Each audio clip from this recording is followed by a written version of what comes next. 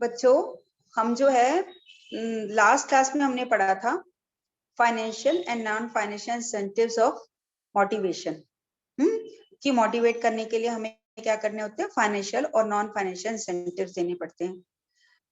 आज हम पढ़ेंगे कि लीडरशिप क्या होती है।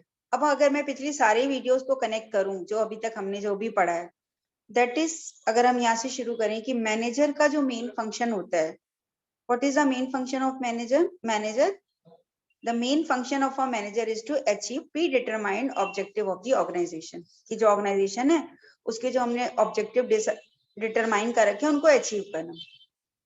और उन ऑब्जेक्टिव को अचीव कैसे किया जा सकता है? By proper use of non human resource और ह्यूमन रिसोर्स। दो तरह के रिसोर्सेज होते हैं, उनको जब प्रॉपरली यूज करेंगे, नॉन ह्यूमन रिसोर्स का और ह्यूमन रिसोर्स का, तो हमारे ऑब्जेक्टिव अचीव होते हैं। देन जो नॉन ह्यूमन रिसोर्स होते हैं वो कौन से होते हैं? कोई बताएगा नॉन ह्यूमन रिसोर्स कौन से होते हैं?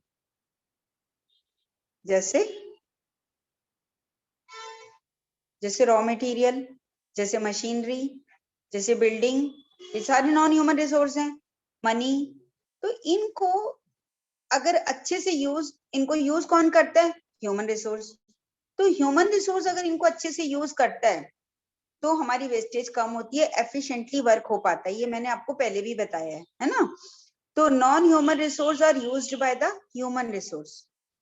तो it depends upon the human resource how efficiently he or she or they are using them, ये डिपेंड करता है। और ह्यूमन रिसोर्स की एफिशिएंसी किस बात पर डिपेंड करती है? कि कितने, एक तो किसी काम को करने में कितने स्किलफुल हैं। इसके लिए उनको डिफरेंट तरह की ट्रेनिंग दी जाती है ताकि उनको अपने काम को करने की प्रोफिशिएंसी है, उनको वो काम करना अच्छे से, इसलिए उनको डिफरेंट टाइप की ट्रेनिंग्स दी जाती हैं ताकि उनको वो काम करना आए।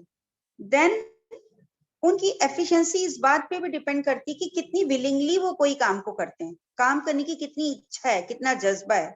तो इसके लिए क्या दिया जाता है उनको? Motivation. To increase their willingness to do a work, motivation is given.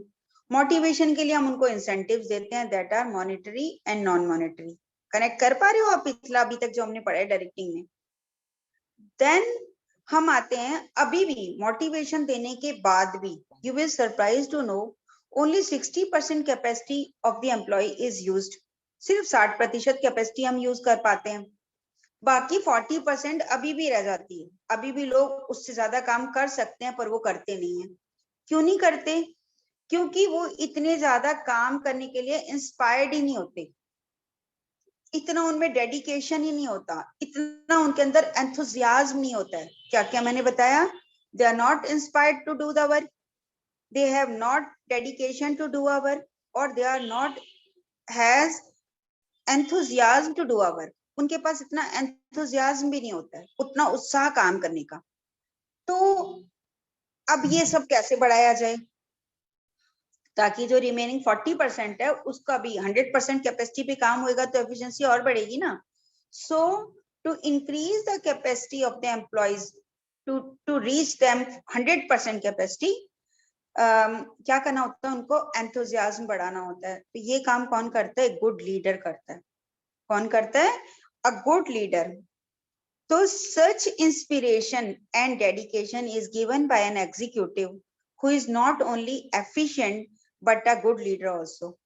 देखो ये डेडिकेशन, ये एंथुसियाज्म कौन देगा? उनका कोई एग्जीक्यूटिव जो कि खुद बहुत एफिशिएंट हो। देखो कोई किसी को काम करना कैसे सिखा सकता है?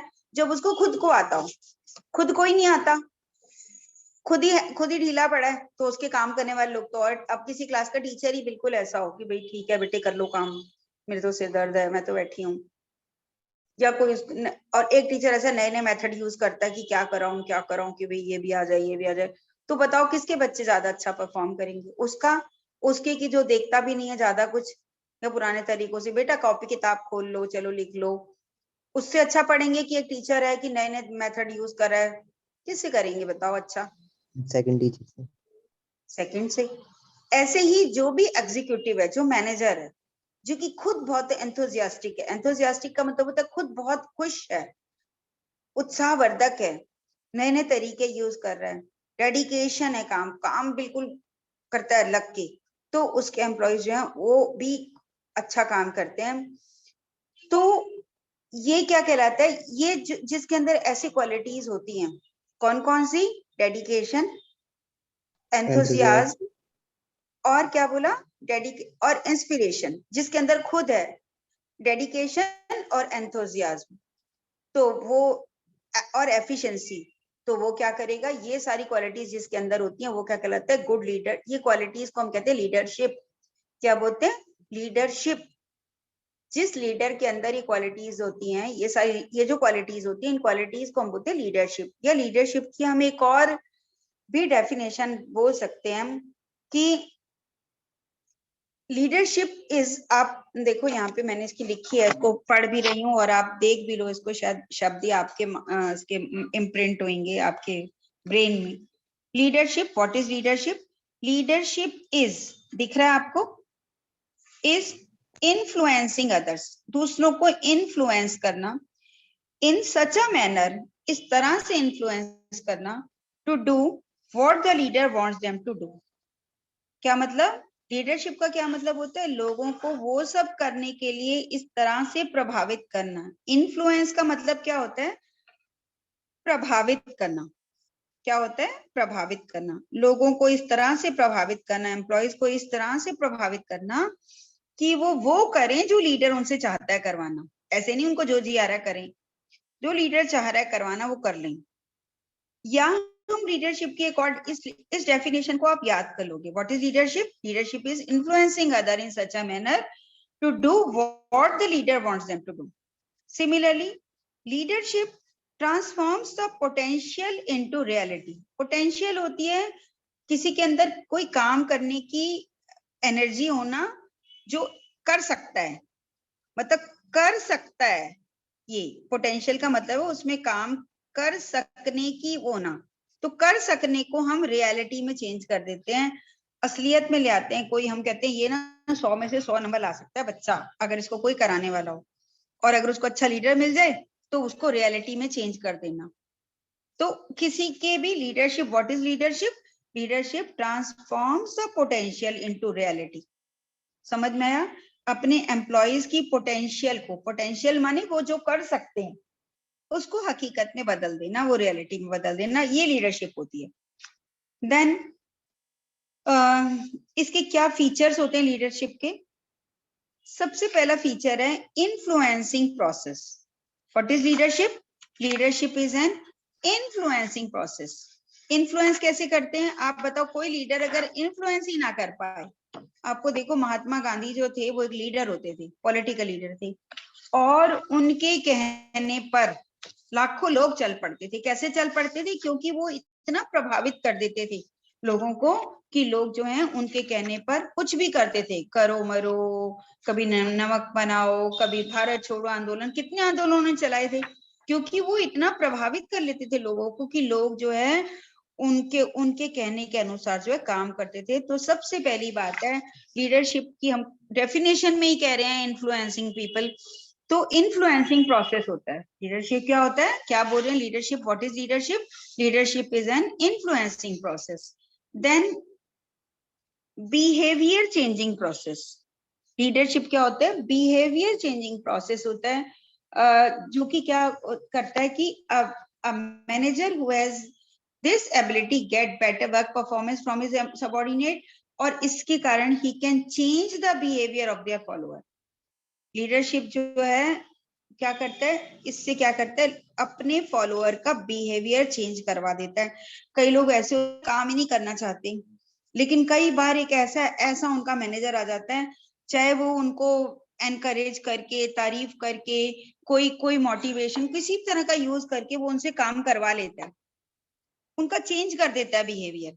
तो ये होता है बिहेवियर चेंजिंग प्रोसेस है लीडरशिप। सबसे पहला क्या है? इन्फ्लुएंसिंग प्रोसेस है। दूसरा क्या है? बिहेवियर चेंजिंग प्रोसेस है। देन थर्ड है interpersonal relationship between the leader and the follower. क्या मतलब है कि इसमें क्या होता है कि लीडरशिप में क्या होता है, एक लीडर होता है और फॉलोअर्स होते हैं, एक रिलेशन होता है। अगर लीडर के फॉलोअर ना हो तो हम लीडरशिप नहीं कहेंगे। बिना फॉलोअर की क्या लीडरशिप? जैसे कहते हैं नेता और उसके अनुयायी, फॉलोअर माने क्या, अनुयायी, और लीडर माने क्या, नेता। नेता किसका बनेगा अगर अनुयायी नहीं होंगे। तो ये एक ऐसा प्रोसेस है जिसमें कि लीडर भी होता है और उसके फॉलोअर्स भी होते हैं, और उनमें आपस में एक रिलेशन होता है लीडर का फॉलोअर से, फॉलोअर का लीडर से। देन है अचीव कॉमन गोल्स। जो लीडरशिप होती है इसका जो मेन एम होता है कॉमन गोल्स पे अचीव। कॉमन गोल्स का माने क्या है कि गोल्स ऑफ द एम्प्लॉय, इसमें दो तरह के गोल्स हैं। गोल्स ऑफ एम्प्लॉय, जो काम करने वाले हैं उनके गोल्स, वो क्या चाह रहे हैं, और goals of the organisation, goals of the organisation. इन गोल्स को अचीव करना जो होता है, ये जो होता है लीडरशिप का काम होता है। ये भी इसका वो होता है कैरेक्टरिस्टिक है, या इसका एक फीचर है। Then leadership is a continuous process. अब भाई काम चलता रहेगा, तो लीडरशिप का प्रोसेस ऐसा नहीं है कि आज बोल दिया, आज गाइड कर दिया, कल जरूरत नहीं पड़ेगी। मतलब इसको ना, ये कॉन्टिन्यूअस प्रोसेस है। It does not needed on any particular occasion but is needed in all the time. Continuous process means leadership needed all the time. Leadership needed all the time, हर समय जरूरत पड़ती है इसकी। एक टाइम जरूरत, ऐसा नहीं है कि कभी एक दिन लीडरशिप दिखा दी, कर दिया उनको गाइड, लीड कर दिया, उसके बाद जरूरत नहीं पड़ेगी। हर समय जरूरत पड़ती है, इसलिए इसको हम कहते हैं it is a continuous process. ये फीचर समझ में आ गए। कौन सा, इन्फ्लुएंसिंग प्रोसेस है, इसमें इन्फ्लुएंस करता है लीडर फॉलोअर्स को। बिहेवियर चेंजिंग प्रोसेस है, लीडर जो है फॉलोअर्स का बिहेवियर चेंज करता है। अब हम अपने बिजनेस में क्या देखें, लीडर कौन होता है, मैनेजर, फॉलोअर कौन होते हैं, उसके employee. Then achieve common goal of both employees and the organization and it is a continuous process। तो ये सारे फीचर्स हो गए। तो अब अभी हमने पढ़ा मीनिंग ऑफ लीडरशिप और द फीचर्स ऑफ लीडरशिप। समझ आ रहा है? तो अभी अभी हमने मीनिंग ऑफ लीडरशिप और फीचर ऑफ लीडरशिप पढ़ा।